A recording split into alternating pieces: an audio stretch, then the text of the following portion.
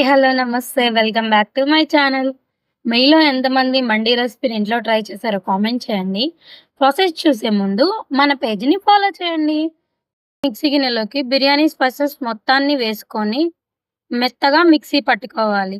ఆ తర్వాత ఒక ప్లేట్‌లో మనం పట్టుకున్న పౌడర్‌ని, ఒక స్పూన్ కారం, పసుపు, ఉప్పు, ధనియాల పౌడర్, అల్లం వెల్లుల్లి పేస్ట్, గరం మసాలా, చికెన్ మసాలా వేసుకొని బాగా కలుపుకోవాలి. కొంచెం ఆయిల్ కూడా వేసుకొని మెత్తగా పేస్ట్ లాగా కలుపుకోవాలి.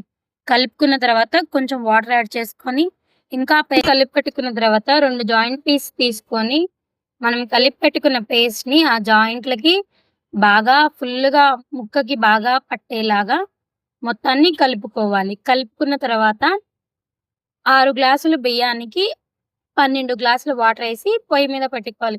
ఆ నీళ్లు వేడైనప్పుడు ఆ వాటర్ పైన తుల్లులు గిన్నె పెట్టుకొని ఇవి 2 ముక్కలు ఆ తుల్లులు గిన్నెలో పెట్టుకొని మూత పెట్టుకోవాలి. మిగతా రెసిపీ పార్ట్ 2లో చూద్దామే.